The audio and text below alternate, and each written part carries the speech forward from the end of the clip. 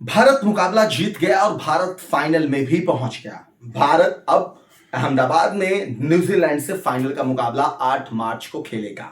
लेकिन इन सब के बीच में जो आज भारत मुकाबला जीता, क्या आपको पता है कि भारत की जीत का ये टर्निंग पॉइंट कौन सा था? अलग अलग लोग अलग अलग बातें कहेंगे, अलग अलग खिलाड़ी को बताएंगे, लेकिन मेरे हिसाब से, मेरे नजरिए से मुझे जो लगता है, मुझे ये लगता है कि मैच का जो टर्निंग पॉइंट था वो मैं आपको आगे इस वीडियो में बताऊंगा। आप ध्यान से अगर सुनेंगे तो शायद आप मेरी बात से सहमत होंगे, क्योंकि देखो, कहते हैं अंग्रेजी में पकड़ो कैच, हिंदी में भी कहते हैं, है ना, कॉट कैचेस विन मैचेस, पकड़ो कैच जीतो मैच।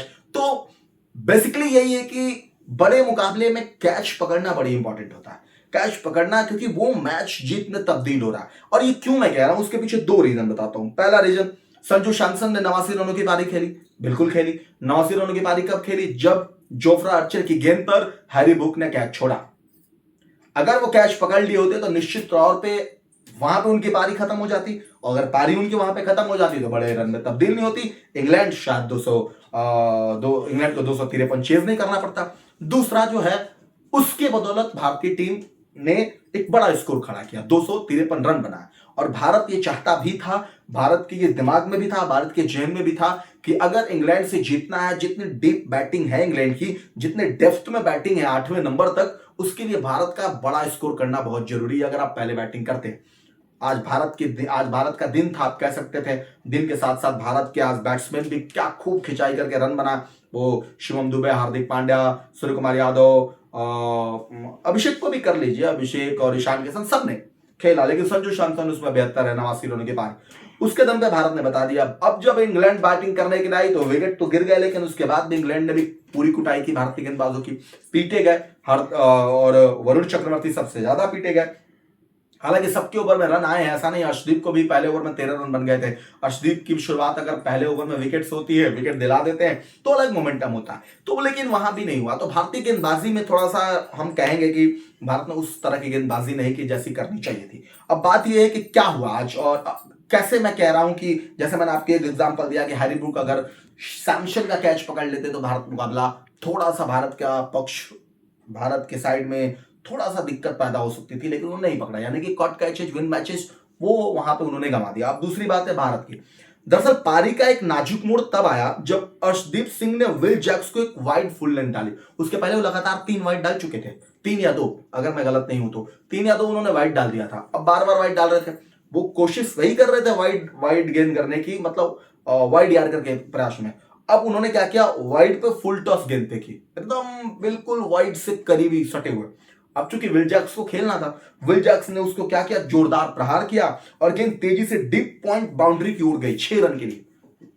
वाइड यॉर्कर शॉट वहीं से उन्होंने खेला, खड़े खड़े खेला। वो डीप बाउंड्री के साइड में जब जाती है, वहां पे तैनात अक्षर पटेल ने दौड़ते हुए हवा में गोता लगाया और गेंद लपक लिया बाउंड्री लाइन के पास, वैसे ही जैसे सूर्य कुमार यादव ने पकड़ा अपने कैरियर का सबसे इंपॉर्टेंट कैच वैसे। लेकिन सूर्या ने जब पकड़ा था तो बाउंड्री से लेकर निकल गए थे, अक्षर ने ऐसा नहीं किया। अक्षर ने यहां दिमाग लगाया, और भारत के लिए प्लस पॉइंट यह था कि वहां पे शिवम दुबे खड़े थे।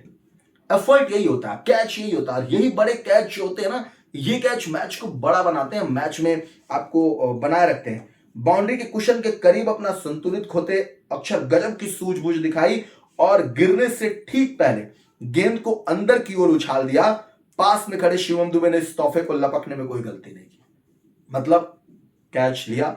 अब वो बाउंड्री से बाहर जा रहे थे, उन्होंने, अब बॉडी उनका बैलेंस संतुलन बिगड़ रहा था, बगल में शिवम दुबे खड़े थे, उन्होंने अंदर जाने से पहले गेंद को हवा में उछाल दिया। शिवम, लो भाई तुम ले लो, तुम्हारा भी इसमें हिस्सा हो जाएगा, कैच ले लेते हैं। और विल जैक्स का वो कैच लेने में वहां पे कोई गलती नहीं हुई। सबसे बड़ा ये टर्निंग पॉइंट था भारत के मुकाबले की जीत का। नहीं तो विल जैक्स और जिस तरीके से दोनों बल्लेबाज खेल रहे थे, बहुत जल्दी मैच खत्म होता।